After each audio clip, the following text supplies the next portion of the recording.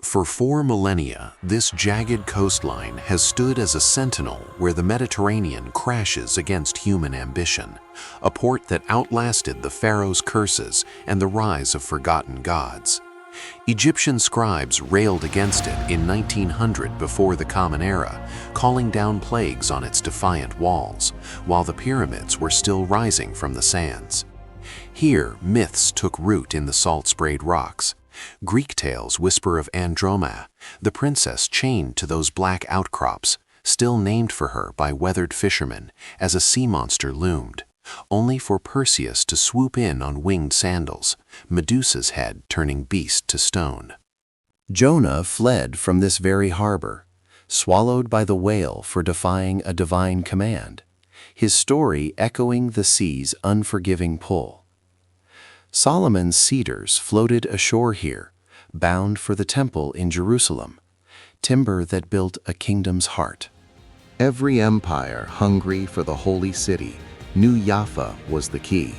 First the Canaanites, then Philistines, Israelites, Greeks under Alexander, Romans who leveled it, Byzantines, Arabs, Crusaders clashing in blood-soaked sieges, Mamluks, Ottomans, even Napoleon in 1799, his cannons pounding the fortifications before disease turned victory sour. The British seized it in 1917, their troops marching over stones recycled from a dozen fallen regimes. You walk on that layered rubble now, each layer a testament to conquest's brutal arithmetic, one decision, one betrayal, tipping the scales. Until the early 20th century, Jaffa's soul was overwhelmingly Arab, Muslim, and Christian, with Jews, a sparse minority, huddled in walled enclaves or modest outskirts. The air carried orange blossoms and the faint tang of diesel from trading ships. Then, in 1909, 66 Jewish families bought empty dunes to the north, drawing lots with seashells to claim plots for Ahuzat Bait, a garden suburb designed for light and breath, a deliberate counterpoint to the old city's crowded shadows. By 1910, they christened it Tel Aviv, Hill of Spring, nodding to Theodore Herzl's vision of renewal, blending ancient echoes with bold reinvention.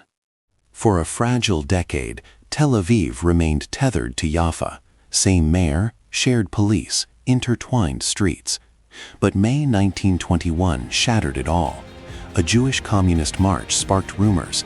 Arab mobs stormed homes and an immigrant hostel, leaving 47 Jews hacked to death, including the writer Yosef Haim Brenner, and 48 Arabs felled mostly by British bullets restoring order. The wound cut deep. Neighbors turned killers overnight, the illusion of harmony drowned in blood. It was a hinge moment. Without that violence, no urgent separation. By late 1921, Mayor Dizanoff secured Tel Aviv's independence, the first all-Jewish council in 2 millennia, a quiet assertion of sovereignty. Scottish planner Patrick Geddes followed in 1925, sketching wide boulevards cooled by sea breezes, front gardens mandatory, inverting Jaffa's labyrinthine intimacy. The 1930s brought Europe's modernist architects fleeing Hitler, erecting 4,000 white Bauhaus-inspired buildings, the world's largest such cluster, now UNESCO's White City, all curves and light against the dunes. Jaffa clings to its ghosts, gunpowder scents lingering in abandoned houses from 1948, memories of hands changed in pain, whispering, "We were always here, and we remember." Tel Aviv gazes ahead, jacaranda petals scattering on startup cafes, declaring, "We returned after exile and will never be defenseless again." That 1921 blood is the pivot. It forged a defensible heart on the coast, ready for statehood in 1948. Today, along this golden shore, Jews and Arabs mingle once more, sharing falafel stands, surfing waves, yet an invisible line hums between memory and defiance, where ancient myths meet modern resolve. The sea watches, as it always has, its hush at twilight carrying the weight of 4,000 years.